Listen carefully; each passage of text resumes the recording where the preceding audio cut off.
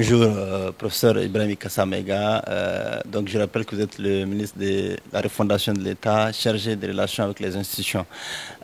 Donc, vous avez tenu les 24, 25 et 26 septembre une table ronde, notamment sur les assises nationales et sur la mise en place de l'organe unique de gestion des élections.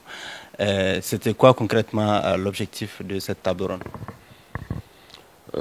La table ronde tenue les 24, 25 et 26 septembre 2021 avec les représentants de l'ensemble des forces vives du pays avait pour objectif de partager la vision de la refondation à travers deux activités phares, les assises nationales de la refondation et l'organe unique de gestion des élections. Vision mûrie par les autorités de la transition et partagée donc avec ces forces vives.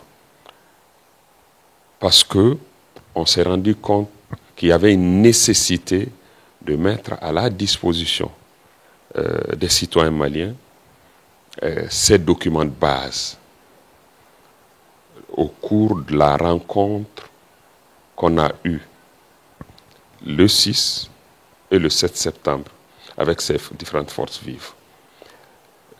Le vœu a été exprimé justement d'avoir ces documents de base. Mais la démarche qui sous-tend cela, c'est la recherche du plus large consensus autour de cette vision de la refondation, du changement de cap, parce que le Mali en a besoin. On a parlé de l'organe unique de gestion des élections, qui est en fait une demande unanime des acteurs politiques, des acteurs électoraux, je vais dire, et qui n'a pas pu être concrétisée par manque de volonté politique. Aujourd'hui, cette volonté politique est surabondante, il faut y aller, mais de façon consensuelle. Les assises nationales de la refondation, on a dit, ce serait l'occasion de redonner la parole aux citoyens maliens, où qu'ils se trouvent, dans les communes, les cercles, les régions, dans les pays de résidence des Maliens de l'extérieur, dans le district de Bamako, pour se retrouver au niveau national et finalement partager de façon définitive cette nécessité des réformes globales à opérer. Si on y parvient, on jettera les bases d'un nouveau système étatique, d'un Mali nouveau, le Mali Koura, comme on le dit. Voilà ce pourquoi nous avons tenu cette table ronde qui a alors, je pense, tenu toutes les promesses. Parce que les gens ont convenu quasi unanimement de la nécessité d'aller aux assises nationales de la refondation et d'opérationnaliser, je vais dire, l'organe unique de gestion des élections. Et c'est cela l'objectif, je pense que ça a été tenu. Que les réformes vont prendre en compte la question de l'administration, de la réorganisation territoriale. Aujourd'hui, comme vous le savez, par exemple, les communautés d'Ersan, de Tilemsi, sont sortis pour dire qu'ils ne sont pas d'accord avec le rapport de la commission qui a travaillé sur la réorganisation territoriale du ministère de l'administration territoriale. En fait, toutes les questions d'importance nationale seront discutées. On ne peut pas occulter les questions de réorganisation territoriale pour la simple raison que pour aller aux élections, il faut pouvoir déterminer les circonscriptions électorales. Et ça a un lien avec les questions de réorganisation territoriale. Pour au moins cela, ça doit être débattu. Donc il n'y a pas de question taboue. Tous les sujets qui tiennent à cœur les Maliens vont être débattus, vont être clarifiés, élagués. Certainement que certains détails ne peuvent pas être déterminés dans un cadre aussi large. Ça mérite des cadres d'expertise beaucoup plus poussés. Okay? Mais d'ores déjà, ce qui est important, c'est qu'on redonne la parole aux Maliens pour ce qui concerne les Maliens. On ne peut pas, par exemple, parler de révision constitutionnelle sans en débattre avec les Maliens. Pour que le jour où on les appelle à un référendum, ces Maliens puissent dire « oui, nous avons été consultés, nous avons donné nos points de vue Et certainement, ça transparaît dans ce qui va être la nouvelle constitution.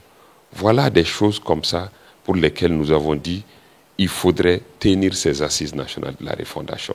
Et toutes les forces vives avec lesquelles nous avons échangé ont convenu de la nécessité d'aller à cela. Alors beaucoup de Maliens se disent, bon voilà, nous avons beaucoup été appelés en tout cas à échanger, à donner notre point de vue, mais l'application reste toujours reste sur leur fin, quoi.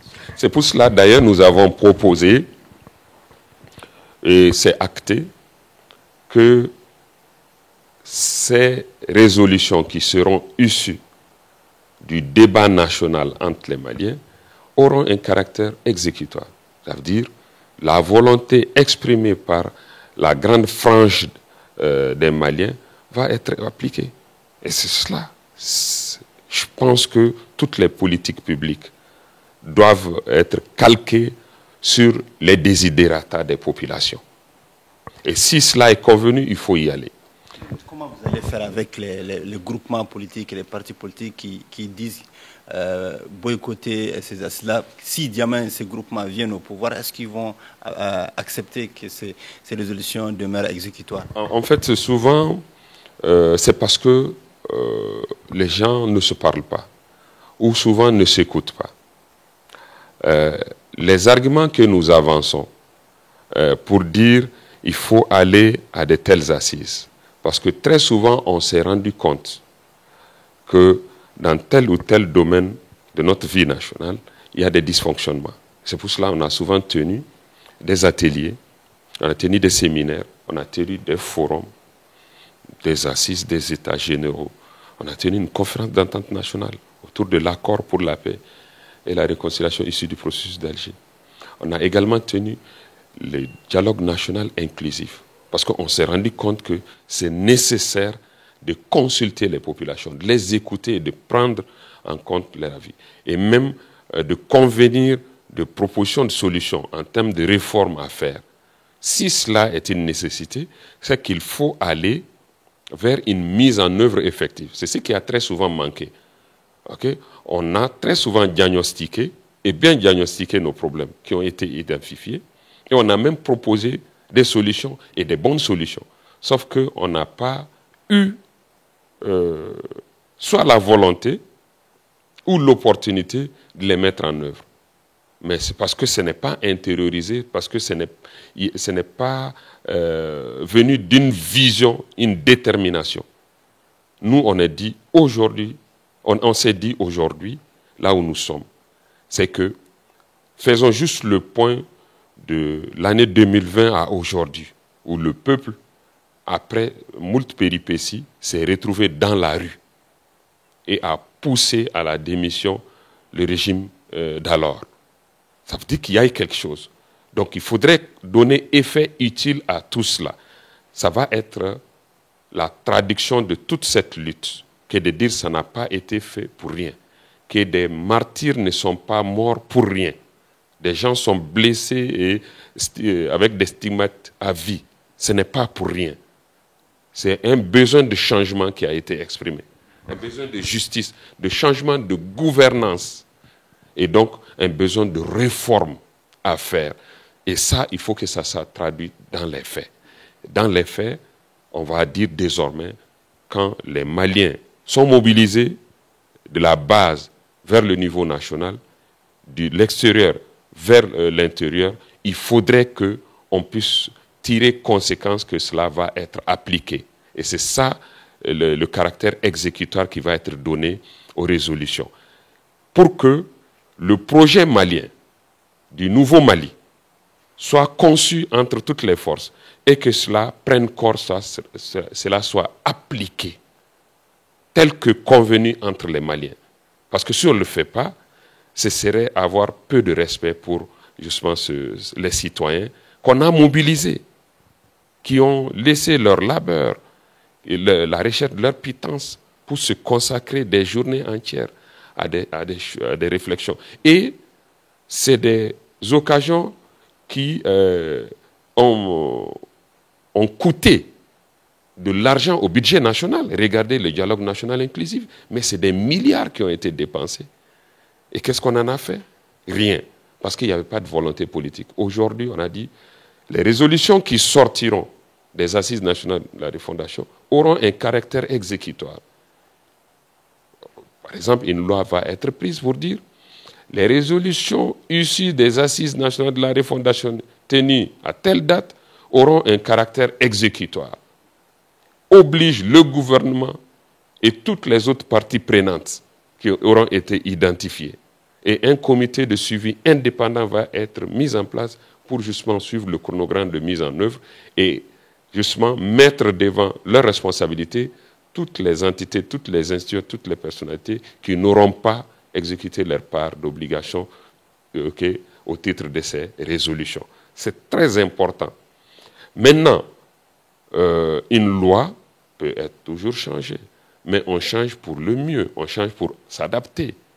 Mais autant que cela reste valable, nécessaire, ces recommandations, ces résolutions vont être appliquées pour que le projet du Nouveau Mali prenne corps, s'applique. Parce qu'il y en a qui peuvent être mises en œuvre tout de suite, il y en a qui prennent un temps beaucoup plus long à être mises en œuvre. Peut-être 3 ans, 5 ans, 10 ans, 15 ans.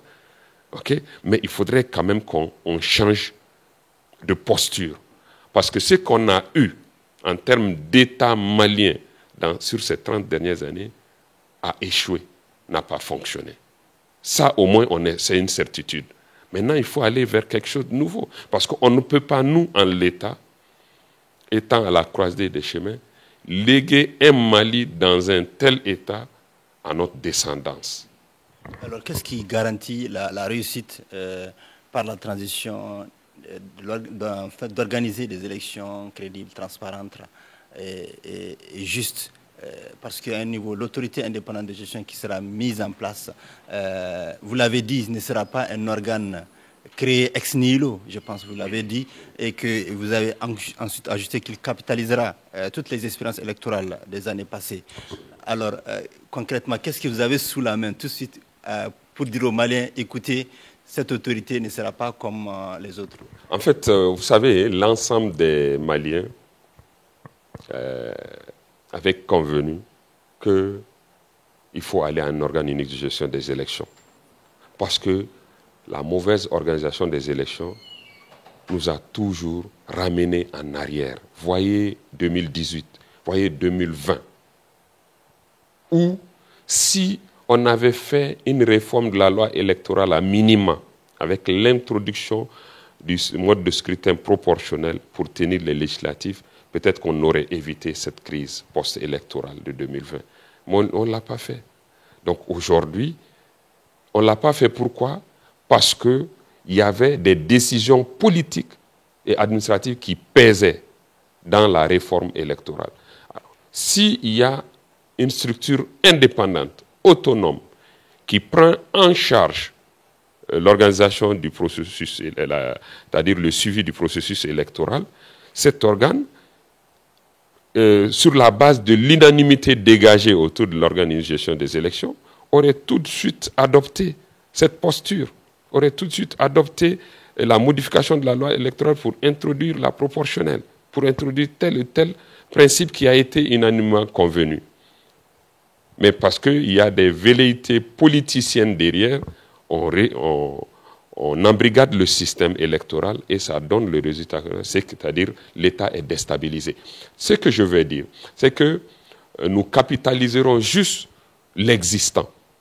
On a justement organisé des élections depuis 30 ans dans ce pays. Sauf que pour telle ou telle raison, pesanteur politique, pesanteur administrative, hiérarchique, ça a été mal organisé à certains niveaux.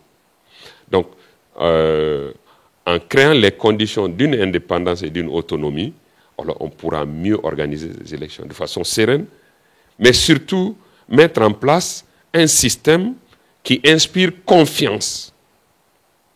Qui inspire confiance.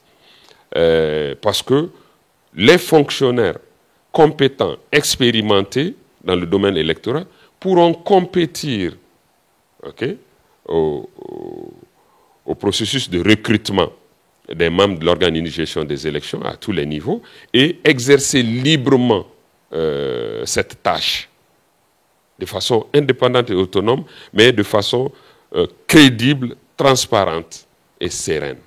C'est ce qui a toujours manqué. Maintenant, l'adhésion des uns et des autres, ça c'est un aspect politique sur lequel nous allons travailler. En fait, il y a une frange de la classe politique qui réside pour des raisons bien évidentes, d'accord, que nous connaissons, mais il s'agit de convaincre les uns et les autres de la nécessité de se mettre autour du Mali, de devenir du Mali. Et je pense que sur cela, il n'y aurait pas de dissension, tout le monde serait d'accord. Maintenant, la façon d'y aller, ou dans quelle période y aller, nous avons dit, ça aussi, ça mérite des explications, des argumentaires qui permettraient de vaincre justement les quelques résistances qu'il y a. Parce que je pense que l'avenir du Mali importe le plus. Qu'est-ce que nous ferons de notre nouveau Mali? Ça compte plus que toute autre chose. Et ce n'est pas quelques semaines ou quelques mois qui pourraient justement constituer une raison de ne pas aller vers ce renouveau. Est-ce que ce renouveau va prendre en compte l'organisation à date échue des élections ou pas? Parce que la modèle, la mission d'observation des élections du Mali, il y a également des partis politiques qui disent, bon voilà, ils n'ont pas cette confiance-là que ces élections-là soient tenues à date échue. Je veux dire le calendrier électoral ancien. Je l'ai dit tantôt, ce n'est pas la date qui compte pour nous. C'est qu'est-ce qu'on fera entre aujourd'hui et justement la fin de ce délai. C'est ce qui compte le plus. Je pense que les actes que le gouvernement de transition actuel a posés permettent d'avoir confiance, un peu plus confiance, permettent de montrer notre bonne foi. Nous avons dit que c'est une lutte que nous avons menée de façon déterminée à partir de la place de l'indépendance. Et c'est cette même lutte qui nous engage et qui continue. Il faudrait qu'on réussisse quelque chose pour le Mali. Peut-être qu'il faut citer les actes pour mieux communiquer. Mais on les a cités. Ces actes sont cités. C'est déjà l'adoption d'un plan d'action de gouvernement clair, net, budgétivé, chiffré et sous-tendu par une vision.